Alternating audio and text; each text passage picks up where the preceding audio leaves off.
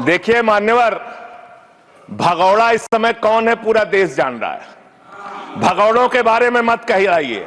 देश का प्रधानमंत्री गैस के संकट के इस समय में किस गुफा में छुपा हुआ है, पहले उसको निकाल के लाइए। पहले उसको निकाल के लाइए। प्रधानमंत्री किस गुफा में छुपे हुए हैं? प्रधानमंत्री के बारे में आप हमारे ऊपर टिप्पणी कर रहे हैं, का प्रयोग नहीं करेंगे। आप हमारे ऊपर टिप्पणी कर रहे हैं, ये आप हमारे ऊपर टिप्पणी कर रहे हैं। पूरा देश गैस की लाइनों में खड़ा है, प्रधानमंत्री गुफा में छिपे हुए हैं। प्रधानमंत्री को निकाल के लाइए, प्रधानमंत्री को निकाल के लाइए। मुद्दों पे बात नहीं करेंगे। इस्तेमाल किया है, ये शब्द ठीक नहीं है। अरे मान्यवर, आप मेरा समय जा रहा है। मान्यवर महोदय, मान्यवर मेरा समय जा रहा है, कृपा करके समय।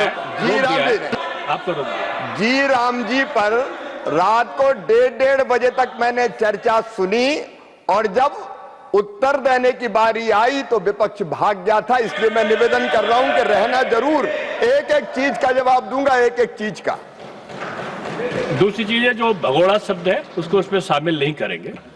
जी मान्यवर, बात करते हैं ग्रामीण विकास की। आप बात कर रहे हैं, उज्ज्वला स्कीम के तहत 8 से 10 करोड़ सिलेंडर गांव में आपने बांटे हैं और 10 से 11 करोड़ सिलेंडर के कनेक्शन लोगों ने अपने आप से लिए हैं। 21 करोड़ सिलेंडर के कनेक्शन गांवों में हैं।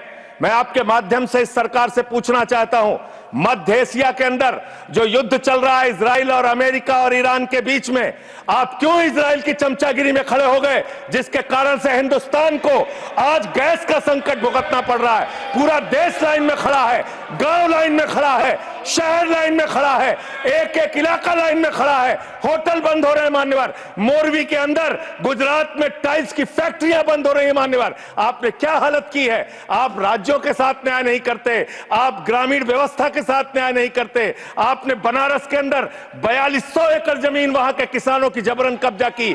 2013 का जो अधिकरण का नियम है, वो नियम आपने लागू नहीं किया। वहां लाठियों से किसानों को पीट के प्रधानमंत्री के संसदीय क्षेत्र में जमीनें कब्जा करने का काम आपने किया। जो पंजाब पूरे देश का पीडीएस सिस्टम चलाता है, 50% भागीदारी पंजाब के किसानों की होती है। आपने पंजाब के रूरल डेवलपमेंट का 8000 करोड़ रुपए मार के बैठे हुए। आप बताइए क्यों आपने पंजाब का हिस्सा नहीं दिया, क्यों आप वहां के साथ सौतेला व्यवहार कर रहे हैं। बताइए इस देश को और पंजाब के लोगों को। वहां पर बाढ़ आई, आप भी गए थे मंत्री जी वहां पे दुख जताने के लिए।